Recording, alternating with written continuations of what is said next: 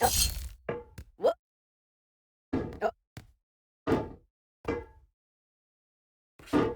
no feeling more intense than starting over. If you've broken your Scratch project moments after you've shared it, as I have, or you spent hours working on a project only to notice too late that one of your sprites has unexplainably gone missing.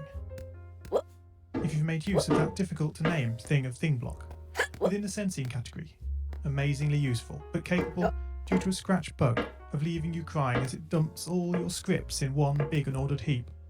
If you've made real progress coding a game over the course of the week, only to come back the next day to discover you weren't even logged in, nothing has been saving.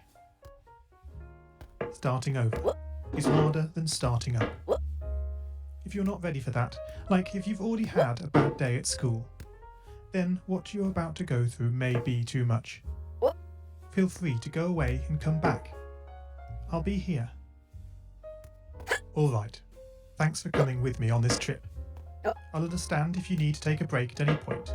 Just find a safe place to stop and remember to pause the game by pressing P. On Scratch you can find loads of remixed or reimagined recreations of existing games. With good reason. George Bernard Shaw said, "Imitation is not just the sincerest form of flattery, it's the sincerest form of learning."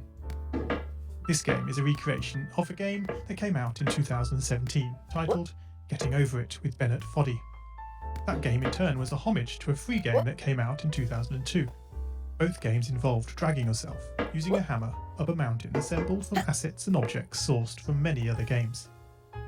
It seems appropriate then that, when trying to recreate Getting Over It in Scratch, that we should construct our mountain from the same assets used in literally millions of Scratch projects, the unmistakable contents of the Scratch costume library. Unlike Unity or Unreal, Scratch does not provide you with a built-in physics or 3D rendering engine. There's no state-of-the-art debugger, you can't even pause your scripts. We are forced to program old school. Our experience capped 30 frames per second on a 480 by 360 pixel stage. But these very restrictions force us to experiment, to think out of the box, to grow as developers as we become masters of all things Scratch. And let's not forget, what we lack in technology, we make up for in community. This fantastic bunch of budding software engineers, building, learning, creating, playing, remixing, as diverse a group of people as the very Scratch assets we now so skillfully attempt to ascend. The act of climbing, in the digital world or in the real world, has certain essential properties that give the game its flavour. No amount of forward progress is guaranteed.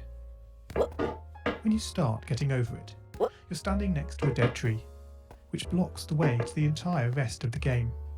You prod and poke at it, exploring the limits of your reach and strength, trying to find a way up. When starting a new Scratch project, that initial blank slate is both refreshing and at times a little scary. Wouldn't it be great if we could travel forward in time and review our finished projects to see how well they turned out? I certainly wish we could.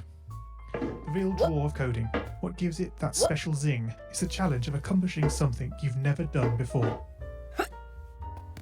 At this point, you don't want to fall into the trap of rushing into creating loads of content, designing all the levels, the player costumes, all the easier stuff that can be perfected later. No, before all that, you need to prod and poke that tree. That is, understanding the coding difficulties you're expecting to face and try out any ideas to solve them.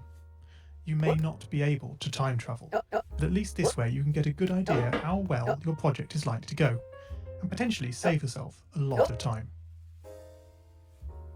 This project began life a couple of months ago as 3 simple scripts: the player, hammer, and level. I spent no time on the art, just using ScratchCat and a few rectangles drawn in the sprite editor. The scripts for the player quickly mocked up in a similar fashion to those I teach on my YouTube channel. With the hammer I had to improvise because I